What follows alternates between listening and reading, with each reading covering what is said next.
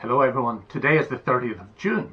Isn't it interesting how language about the heart is woven through how we speak? And in many ways, a big number of the phrases we use relate to our emotional lives.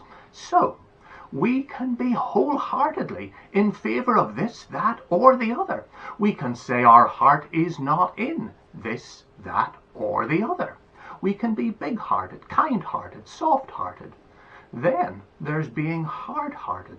We're more likely, it seems to me, to attribute this particular variation of the heart terminology to others, because it could not possibly apply to us, could it?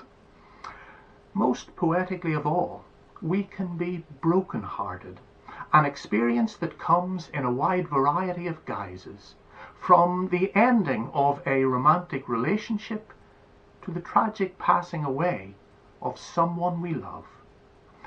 I didn't know until recently, but it turns out we can be literally broken-hearted. It's true.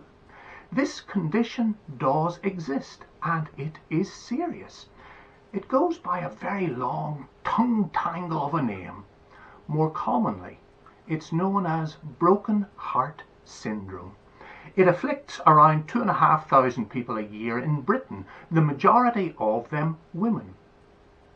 What happens is that as a response to extreme stress, such as the death of a loved one, a chemical reaction takes place in the heart, causing it to suddenly weaken or even change shape.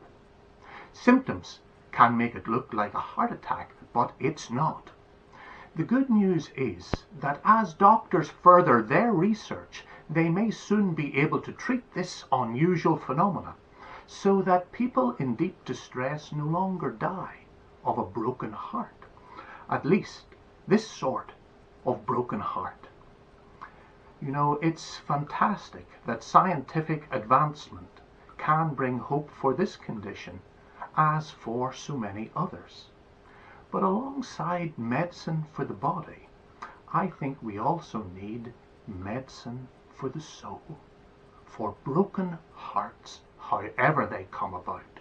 Now, let me say that no prescription for pills or glib form of words can take away the emotional pain that comes from trauma, like the loss of a loved one. Yet, beyond abandonment and grief, there can be comfort and healing. In its way, Psalm 22 models this pattern.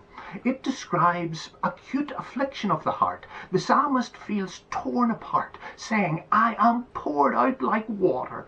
Everything seems disjointed. My heart is turning to wax, melting inside of me." The psalm begins as a lament, opening with the very words Jesus cried out from the cross, my God, why have you forsaken me?" But the psalmist encounters only deep silence by day and by night. Then, midway through the psalm, the tone mysteriously changes. Somehow, the psalmist reconnects with the reality of God. As the psalmist puts it, identifying how the process of grief can be transformed. Weeping lasts for a night, but joy and peace come in the morning.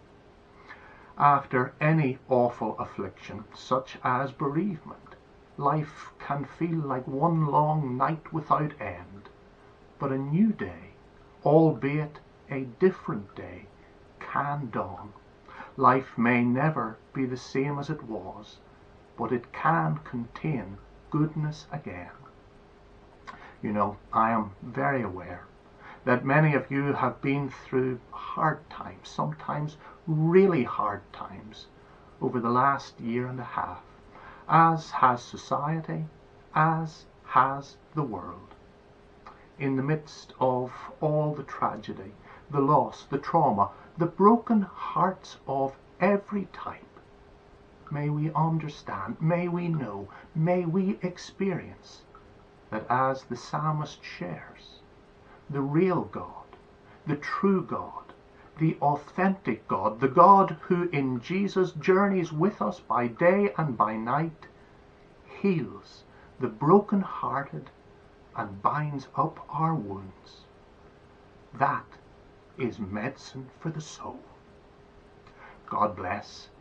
Bye for now.